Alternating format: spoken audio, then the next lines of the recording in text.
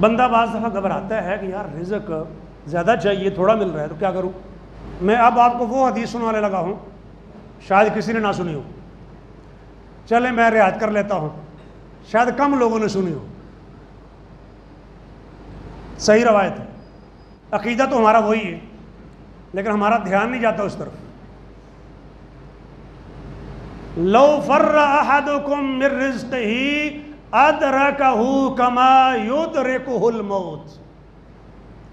اگر تم میں سے کوئی شخص اپنے رزق سے فرار اختیار کرے، اگر تم میں سے کوئی شخص اپنے رزق سے بھاگے، دور جائے روزی روٹی سے، مجھے نہیں چاہیے، میں نے نہیں لینا،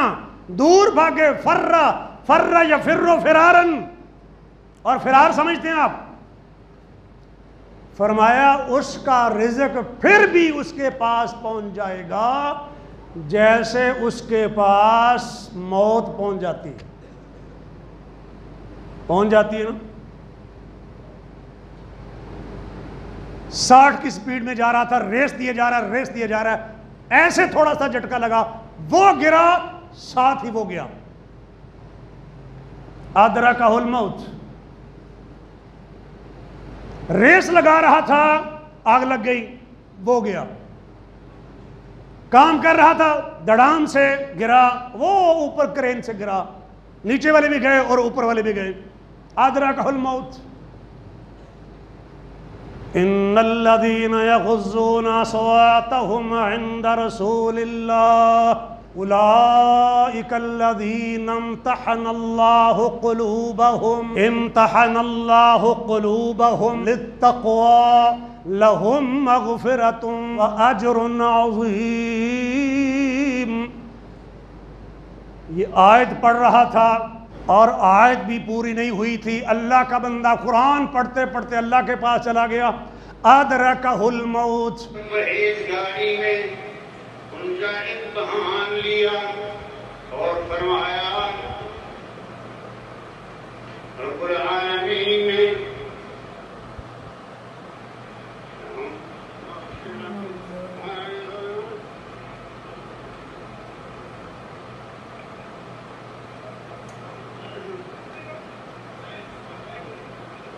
انا للہ و انا الیہ راجعون۔ ام کنتم شہداء اذ حضر یعقوب الموت،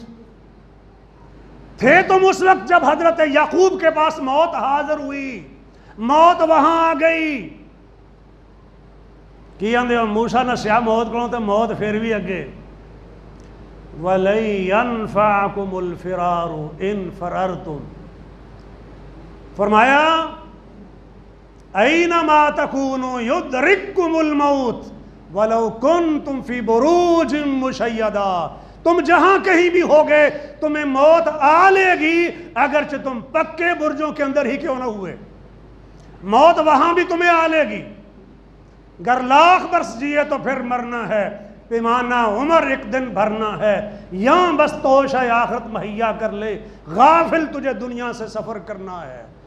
بندہ جہاں بھی ہو موت وہاں آتی ہے یا جہاں ہوتی ہے وہاں اپنے پاس بلا لیتی ہے، دونوں طریقے، کبھی گیا نہیں وہاں،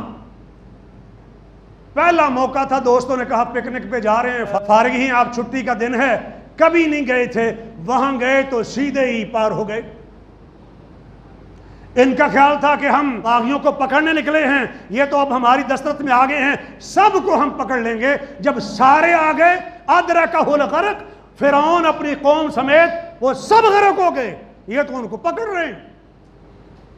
پتہ نہیں یہ کہاں آ جاتی۔ حدیث کا ترجمہ دوبارہ سنیں، رزق بندے کو ایسے ملتا ہے جیسے اس کو موت ملتی، بے شک نہ چاہے نہ ملے پھر بھی ملے۔ میں یہ نہیں کہہ رہا کہ بندہ کوشش نہ کرے اور وہ حقارت سے دیکھے، تکبر کرے، میں وضاحت پہلے کر چکا ہوں، لیکن بتایا یہ جا رہا ہے کہ عقیدے کا مسئلہ ہے، جو تمہارے مقدر میں ہے وہ تمہیں مل کر رہے گا، آپ چاہیں لینا یا نہ لینا چاہیں تمہیں مل کر ہی رہے گا، پھر اس نے لت مار دی، اس نے رکاوٹ ڈال دی، وہ میرٹ پہ نہیں آ رہا تھا وہ لے گیا، وہ رشوت دے کر مجھے ملنا تھا، وہ میرا حق بنتا تھا نہیں ملا، وہ جس کا بھی تھا حق بنتا تھا یا نہیں بنتا تھا، تیرے مقدر میں ہوتا تجھے ملتا، تیرا نہیں بنتا تھا اسی لیے تو رشوت چل گئی، تیرا مقدر نہیں تھا اس لیے تو میرٹ کو لوگوں نے وائلیٹ کیا، تیری قسمت نہیں تھی اس لیے تو جادو چل گیا، تیری قسمت میں نہیں تھا اسی لیے تو بندش ہو گئی، ورنہ اگر قسمت میں ہوتا نہ کوئی بندش، نہ کوئی جادو، نہ کوئی رزق میں لت مارنے کا مسئلہ، نہ میرٹ کو وائلیٹ کرنے کا مسئلہ، نہ اپروچ کا مسئلہ، نہ سفارش کا مسئلہ، کوئی کچھ نہیں کر سکتا۔ اللہم لا مانع لما آتیتا، نماز پڑھتے ہیں آپ اور اذکار کرتے ہیں، اس میں ایک جملہ یہ ہے اللہ جسے تو عطا فرما دے اسے کوئی بھی روکنے والا نہیں ہے۔ میں یہ کہہ رہا ہوں کہ جو عزت اللہ نے آپ کو دینی تھی کوئی چھین ہی نہیں سکتا، بات ختم، اس کی مجبوری، فلاں کی مجبوری، فلاں کا مسئلہ بن گیا، ان کا کام ہی نہیں چلتا تھا، ان کی مشین ہی نہیں چلتی تھی، جب سے آپ نے وہاں سے کام چھوڑا وہ کنٹرول ہی نہیں ہوتا جناب، جب سے آپ گئے نا ہمارا کام نہیں چلا، ساری مشینیں جو برباد پڑی ہیں، ٹھپ ہو گئی ہیں، آپ آ جائیں، مہربانی کریں، ترلے منتیں کر رہے ہیں، کیوں کر رہے ہیں؟ اس لیے کہ اللہ نے ان کی مجبوری بنائی ہے آپ کو رزق دینے کے لیے، سمجھتے نہیں آپ؟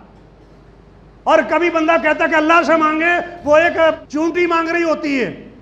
سیدنا سلیمان علیہ السلام کا واقعہ، فرمایا چلو واپس چلتے ہیں، کسی اور کی دعا سے اللہ نے تمہیں بارش دے دی، وہ جو چونٹی کی دعا سے حضرت سلیمان علیہ السلام کو دے سکتا ہے تمہیں نہیں دے سکتا۔ وَاسْأَلُوا اللَّهَ مِنْ فَضْلِهِ